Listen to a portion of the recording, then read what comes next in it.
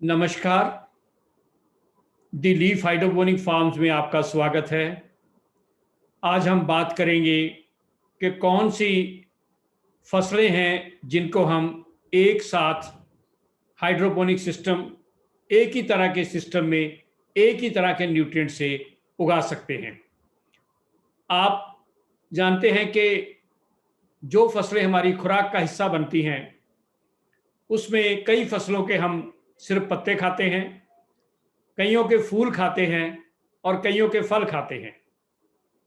अलग अलग तरह की फसलें अलग अलग समूह में बांटी जा सकती हैं और उनके लिए अलग अलग तरह के हाइड्रोपोनिक सिस्टम की ज़रूरत होती है, अलग अलग तरह के तत्वों की ज़रूरत होती है। तो इसी तरह से अलग अलग तरह के न्यूट्रिएंट सॉल्यूशन हमें उनके लिए बनाने पड़ते हैं। हमें अपने फार्म पे बहुत सारी फसलें उगा के देखी जिनकी तस्वीरें आपके सामने हैं। खीरा है, खरबूजा है, बैंगन है, टमाटर है, चेरी टमाटर है, स्ट्रॉबेरी है, बंद गोभी है, हरी बंद गोभी, लाल चाइनीज बंद गोभी, बॉक चॉई, पाक चॉई, ब्रोकली, सेलरी, पालक है और 5 किस्म की लेटस है, बेसल है, केल है और मिंट है।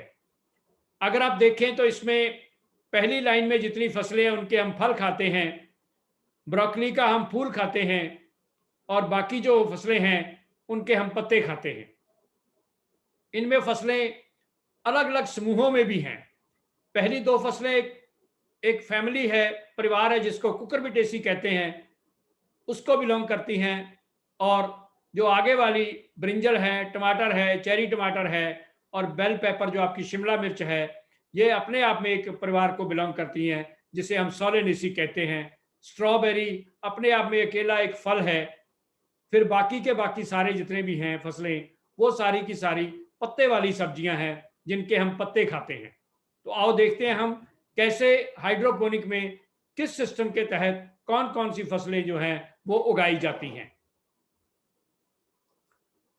अगर आप देखें, जैसे हमने पहले बताया है कि 2 फसलें, कुकम्बर जिसे खीरा कहते हैं और मस्क मेलन, या और आपकी तोरियां हैं, कद्दू हैं, लौकी है, जुकूनी है, ये सारी फसलें जो हैं ये कुकुरबिटेसी फैमिली को जो है बिलोंग करती हैं। इनको उगाने के लिए हम जो सिस्टम इस्तेमाल करते हैं उसको सबस्ट्रेट सिस्टम कहते हैं। सबस्ट्रेट का मतलब है कि एक खास किस्म का मिश्रण जो कोकोपीट का और परलाइट का बनाया जाता है 80-20 की रेशो में, उसको या तो प्लास्टिक के ग्रो बैग में डाला जाता है या फिर परमानेंट अच्छी खासी बकेट जिसको हम डच बकेट कहते हैं उसमें डाला जाता है, जैसे कि आपको यहाँ स्लाइड में दिखाई देता है।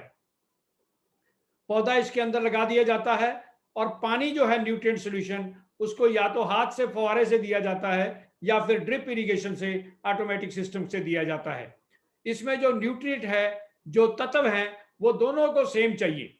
तो आपको अलग अलग तत्व बनाने की जरूरत नहीं है। अगर ऐसी फसलें आप लगाते हैं, कुकम्बर है, मस्क मेलन है, जुकूनी है, आपकी घिया तोरी या और लौकी है, तो उसमें आप एक ही किस्म का तत्व जो घोल है या जिसको न्यूट्रिएंट सॉल्यूशन कहते हैं वो आप इस्तेमाल कर सकते हैं। और डच बकेट सिस्टम जो है आप अपने फार्म पे लगा सकते हैं या ग्रो बैग सिस्टम लगा सकते हैं जिसके थ्रू आप हाइड्रोपोनिकली इन फसलों को उगा सकते हैं।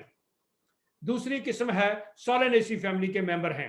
इसमें बैंगन आता है, टमाटर आता है, अलग अलग किस्म के चेरी टमाटो आते हैं, रंग बिरंगी शिमला मिर्चें आती हैं। इनको भी आपको ग्रो बैग में या डच बकेट सिस्टम में, जैसे ग्रो बैग दाहिनी तरफ दिखाया गया है, डच बकेट बाईं तरफ दिखाया गया है, इसमें आपको ग्रो करना पड़ता है। सबसे जरूरी होता है जो जितनी भी फसलें आपको फल देती हैं, चाहे वो खीरा है, चाहे खरबूजा है, चाहे और तोरी वाली फसलें हैं, या ये फसलें जितनी भी फल देती हैं, इनको सबको पॉलिनेशन जरूरी होता है। तो पॉलिनेशन या तो आप मधुमक्खियों के जरिए करें या फिर हिला के पौधों को करें या फिर आप जो है हाथ से उनको पॉलिनेट कर सकते हैं। ये हमारा एक अलग से वीडियो है कि अलग अलग फसलों को आप पॉलिनेशन कैसे कर सकते हैं हाइड्रोपोनिक सिस्टम में, जब आप पॉली हाउस में उनको उगाते हैं। यहाँ पर भी आपको सबस्ट्रेट जो है वो या तो ग्रो बैग में डालना पड़ता है या फिर डच बकेट में डालना पड़ता है। इसमें क्या होता है कि जितनी भी फलदार फसलें हैं उसमें पौधा 3 स्टेज से गुजरता है। पहली स्टेज होती है छोटा पौधा होता है, जवान नहीं होता, उसकी डिमांड कम होती है। दूसरी स्टेज आती है जब पौधा प्रफुल्लित होने लगता है, बड़ा होने लगता है, लेकिन उसको ना फूल आते हैं ना फल आता है अभी। तो तीसरी स्टेज होती है जब फलने लगने लग जाता है। तो इन तीनों स्टेज के न्यूट्रिएंट जो हैं अलग अलग होते हैं।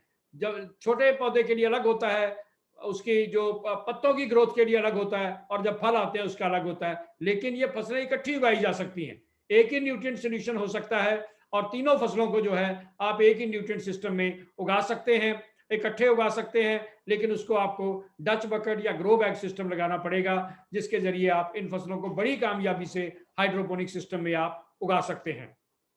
दूसरी किस्म की एक फसल है जो अपने आप में एक फल है, वो सब्जी नहीं है, वो फल है जिसे हम स्ट्रॉबेरी कहते हैं। बहुत ही उम्दा फल है, बहुत ही अच्छा फल है, खास करके हमारे देश में सर्दियों में मिलता है। इस फसल को उगाने के लिए भी आपको सबस्ट्रेट सिस्टम जो है वो लगाना पड़ता है। सबस्ट्रेट सिस्टम इन फसलों को इसलिए लगाना पड़ता है कि इन फसलों की जो उम्र है वो 60 दिन से ज्यादा होती है। जिस फसल को पकने के लिए 60 दिन से ज्यादा लगते हैं, उसको जो है आपको सबस्ट्रेट सिस्टम में ही उगाना चाहिए। उसका कारण ये होता है कि अगर आप लंबे समय के लिए फसल उगाएंगे तो कई बार एनएफटी में जड़ों की बीमारियां लग जाती हैं, और अगर एक पौधे को भी जड़ की बीमारी लग गई तो सर्कुलेटिंग सिस्टम में, क्योंकि आपका वही पानी बार बार चलता रहता है, तो वो कई पौधों को वो बीमारी लग सकती है। लेकिन अगर आप उसको सबस्ट्रेट सिस्टम में, ग्रो बैग में या डच बकेट में उगाएंगे तो ये बीमारी जो है जड़ों वाली उसी पौधे तक सीमित रहती है, उसी पॉट तक सीमित रहती है जिसमें वो पौधा उगा होता है। तो ये स्ट्रॉबेरी के लिए आप 3-4 सिस्टम का इस्तेमाल करते हैं। प्लास्टिक के ग्रो बैग जो टेबल टॉप पे रखे जाते हैं उसका सिस्टम भी करते हैं, या आप बैटो बकेट जो बाईं तरफ दिखाया गया है उसका सिस्टम करते हैं, या आजकल एक बड़ा रिसेंट आया है कैलिफोर्निया सिस्टम जो है, बकेट सिस्टम है, उसमें 12 पौधे लगते हैं, 1 मीटर की लंबाई होती है। लेकिन एक बात ध्यान रखें कि एक पौधे को ग्रो करने के लिए 2 लीटर सबस्ट्रेट चाहिए, और अगर आपने 12 पौधे लगाए हैं तो कम से कम 24 लीटर सबस्ट्रेट की आपकी बकेट चाहिए, तब जो है स्ट्रॉबेरी आपकी जो है वो कामयाब होगी। तो इसके लिए इरिगेशन फिर आप या तो हाथ से कर सकते हैं फुहारे से, या मोटर के आगे फुहारा लगा सकते हैं पाइप के आगे, और या फिर आप ड्रिप इरिगेशन सिस्टम ऑटोमेटिक जो लगा सकते हैं। ये निर्भर करता है कि आपका फार्म कितना बड़ा है, आपकी इकोनॉमिक्स क्या है, आपके पास कितने सरमाया है जो आप लगाना चाहते हैं हाइड्रोपोनिक सिस्टम में। ये तीसरी क्रॉप जिसके बारे में अक्सर लोग बात करते हैं हाइड्रोपोनिक सिस्टम की, ये वो फसलें हैं जो कि पत्तों वाली हैं। इन सभी फसलों के ब्रोकली को छोड़कर हम पत्ते ही खाते हैं, ब्रोकली के हम फूल भी खाते हैं।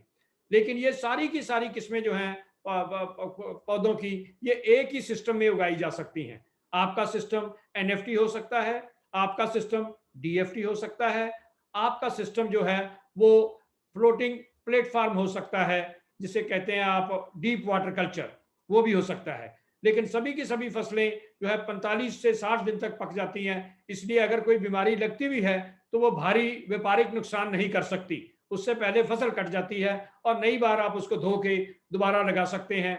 तो इनके लिए एक ही तरह के न्यूट्रिएंट आपको चाहिए।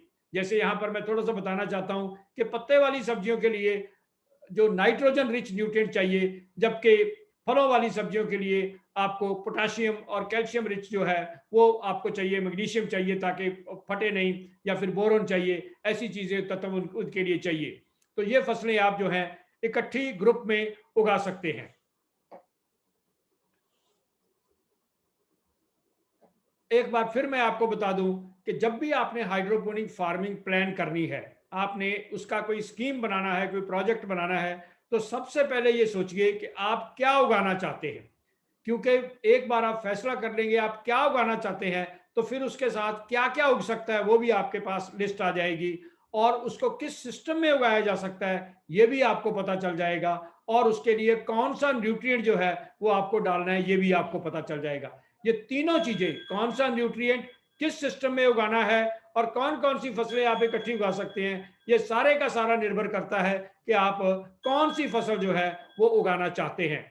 अगर आपको हमारे वीडियो अच्छे लगे हों तो इसको लाइक करना मत भूलिएगा, हमारी चैनल को सब्सक्राइब करना मत भूलिएगा, और इसका बेल आइकन दबा दीजिए ताकि आपको नोटिफिकेशन मिलता रहे जब भी हम नया वीडियो डालते हैं।